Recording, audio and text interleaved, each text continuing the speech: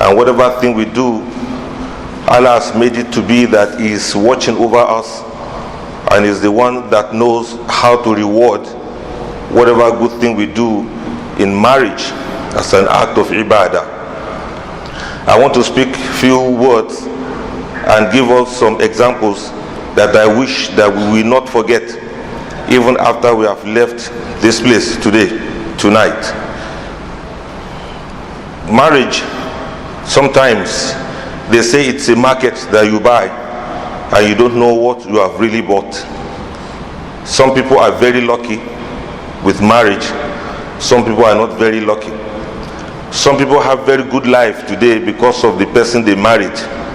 Some people are very sad today because of the people that they married.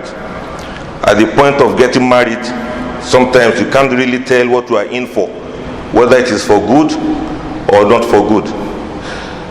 There are these neighbors. One of them has a well at the back of his house, and the other one doesn't have a well for fetching water. The one that doesn't have a well always go to the house of the one that has a well. He will knock at the door, they will open the well for him, and he will fetch water and return home. He has been doing that every time. So there was a time when the neighbor that had the well got tired and said, why don't you buy this well instead of coming to beg for water every time? And that one felt, this is a good idea. How much is it? They discussed, they agreed, and that neighbor paid for the well. The following morning, he came again as usual. He went straight to the well instead of going to knock at the door. He got there, he met that the well had been locked with padlock. So he went to the neighbor and knocked and said, Salaam alaikum, I want to fetch water. This is my well now. Who locked it? That neighbor said, I am the one that locked it. He said, why? He said, why do you want me to open it? He said, because I bought the well. He said, yes, you can go and get the well. He said, but it is locked. I need to fetch water. Then that neighbor that sold the well said, no. You only paid for the well. You did not pay for the water inside. When we were negotiating, what did you say you want to buy? I said, I want to buy the well. Yes, you bought the well, but you didn't buy the water. It became argument. They went to a judge, and the judge said, yes, truly, you said you wanted the well. Go ahead and get your well. But you that sold the well to him, go and remove your water from his well. The well is now his own. So that neighbor got back and he fetched water from morning till evening. When he got tired, he now called the neighbor back and said, I'm very sorry. You can now have the well and you can have the water inside. This is what happened when we get married. A man may pay the dowry for a woman. He thought it's only the beauty that he has bought. He did not know that he has bought everything, the well and the water that's inside. If she's a good woman, she will be with you for the rest of your life. If she's not a good woman, you have bought the well and you have also bought the water inside. What are you going to do? Marriage is managed. Sometimes it determines your destiny. If the water is acidic, it's all yours. If the water is good, it's all yours. The same thing, a woman do not just marry a man and just say I've married him because he has one single quality. No, you don't marry the man for his look or for his money.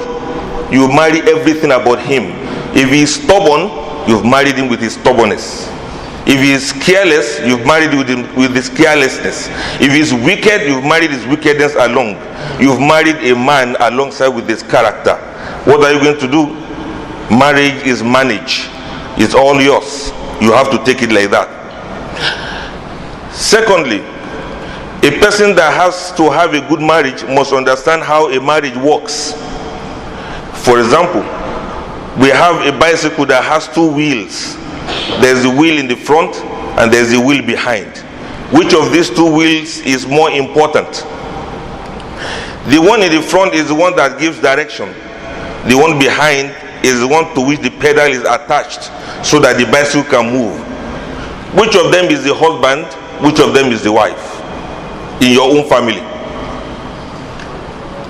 Usually, The one in the front is supposed to be the man, and the one behind is supposed to be the woman. Which of them is more important than the other? If the one behind should stop moving, the bicycle cannot go anywhere. If the one in the front should stop giving direction, then the bicycle will end up in a gutter. Which of them is more important? In your own family, you get to see that the man sometimes is like a figurehead, and the woman is one that actually gives him the power to move. If he should mess up with this one behind, she will stop moving, and with all of your sense of direction, you will be on the spot. You will not go anywhere. And if the one in the front should stop giving the direction, the one behind will only labor in vain. It will not go anywhere, no matter what it has achieved in terms of speed or velocity. The thing we should understand from here is this: what if the one in the front wants to go to the back and the one behind is coming to the front? That bicycle will no longer be a bicycle. To make a marriage to work, you have to understand how these principles work. Nowadays, many women have taken the place of men. Men have taken the place of women. Some men wear trousers. The trousers should be removed from them. They should be given wrapper instead, because they behave more like the woman. It can be very irresponsible.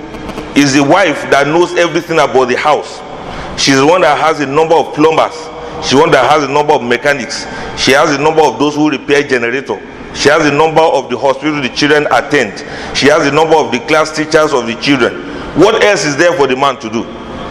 Sometimes, if a man is not careful, the woman will take over all the power you thought you have, to the extent that even your mother wants to come and visit you, you want to take her permission before your mother can come. If care is not taken for a man, he will forget that he's supposed to be in the front. His wife will direct the life of his life without him realizing it, to the extent that he will be at her mercy even when it comes to bedroom matters. Things have changed. Things have turned around. Gone are those days when men used to be men, and gone are those days when women used to be women, when women used to be ladies, when women used to be treated like queens, when women used to behave in such a way that you know that it's a responsible person from a responsible home. Now women want to argue, they want to talk, they want to argue, they want to laud, they want to argue, they want to give instructions. The home that belongs to the husband, they claim to others that is now their house. They determine who comes in, they determine who goes out, they determine who stays. When things don't go the way they should go, there's no marriage that will go anywhere.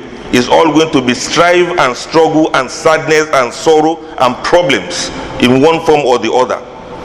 In other words, al-rijalu qawwamuna 'ala an-nisa. Men are the maintainers of the women. Allah didn't say male. Allah says men. Let men be men, let women be women, so that marriages can move forward. It's all about playing our roles. If you don't play your role as a husband, your wife will be the one that will direct the affairs of the house. And if a woman does not play her role as a wife, then she will know no happiness. Men love to be respected and honored. A woman loves to be cared for and loved. If we don't remain at this level, then our bicycle will not go anywhere. And lastly, a point I want us to also hold and not to forget is concerning three things that can come into one for every man or woman that is married. There was a general. He had to go for a decisive battle. If he should win, everything will be okay with him and his city. And if he should lose, the city will be invaded and the people will be toppled. So he went on to this battle with his general and his troop, and they got to a particular point. Their spy came to tell them that they have been outnumbered and they have been overpowered. While the troop morale was down, the general thought of what to do. So he got up and spoke to his people. He said, we are going to make dua. If we pray, Allah is going to give us victory in this. They all believed in the prayer. He said, yes, let us pray. After they made long dua, he said to them again, he said, after this dua, we have to determine our destiny by ourselves. If it is going to be that we should win this battle, Allah will decide it for us by virtue of our destiny. And if we are going to lose, it's going to be our destiny. How will we know our destiny? He asked the deputy to bring the arrows that they used in shooting during the war. They brought the arrows. About 10 of these arrows were brought. And on the tip of the arrows, they wrote some things there. Win or lose. If they pick win as a slot, that means they will win the battle.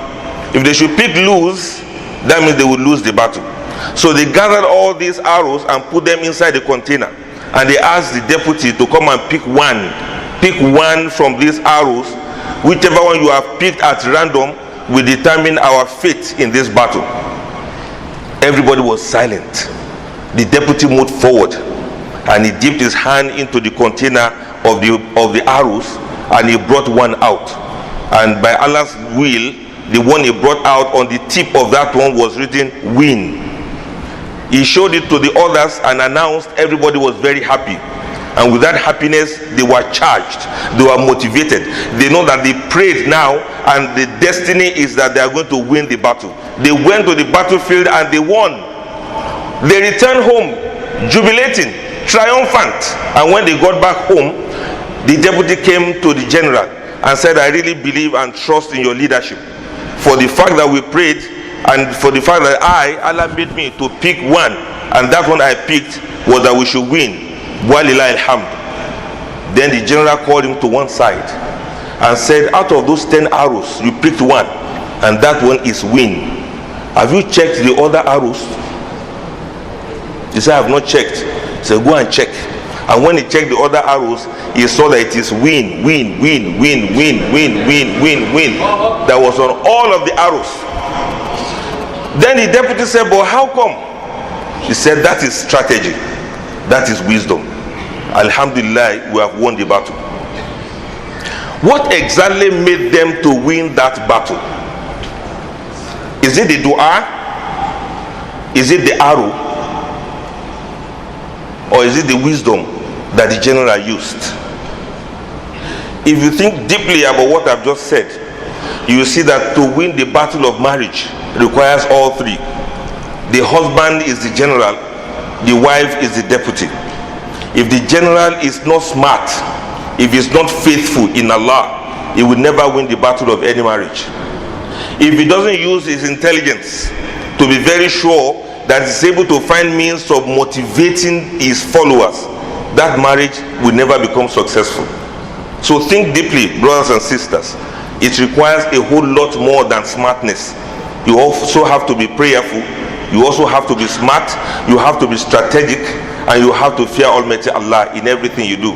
And finally, you have to be focused.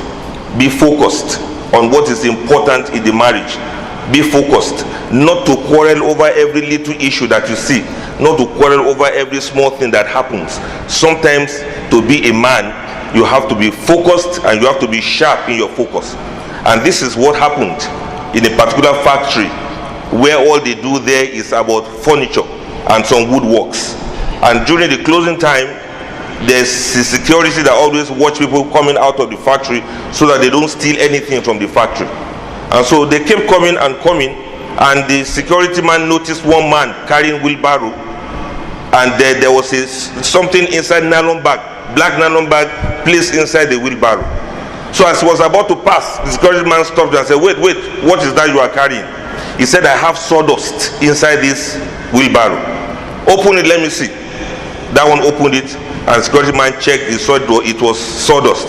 What do you want to use it for? He said, I want to spread it on the floor for my poultry. I have a small poultry.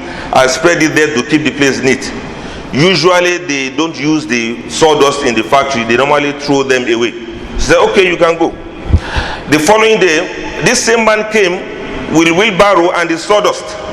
What is that? Sawdust. What do you use it for? He said, I explained to you yesterday. Okay, you can go. The third day, the man came, wheelbarrow and the sawdust. What is that? Ah, my friend, you remember, it's sawdust. Okay, you can go. The fourth day, the security man said, come, I'm suspecting you. It seems you are stealing something. If not, why would you be coming every day with this same nylon bag of sawdust? Tell me, if you can confess what you have been stealing, I'm going to let you go. Then that man said, if you promise you will let me go, I will tell you what I've been doing. Actually, I've been stealing wheelbarrows. Each day I pass, it is the sawdust that you are looking at. But as of today, I've stolen 4 wheelbarrows. Your own focus was on the sawdust that I kept inside it. But you did not notice that it is new wheelbarrow I steal every day. If you are that security man, will you let him go? No. There was a promise. Will you let him go? If the security man should let him go, he will be in trouble. If you should catch him and arrest him, you will still be in trouble. Because people will say, what have you been looking at that he stole 4 wheelbarrows? You are focusing on the sawdust that is useless. If you are the husband and you have to maintain a home, please don't focus on the sawdust. Focus on the wheelbarrow. There are more important things in your marriage that is more than sawdust. There are more important things in your marriage that is more than whether your food is ready on time or not. There are more important things in your marriage that is more than your woman behaves like a woman. There are more important things in your marriage that's more than you wanting to say you are the husband without you performing your responsibility. Please focus on the wheelbarrow and don't focus on the sawdust. Assalamu alaikum wa rahmatullahi wa barakatuh.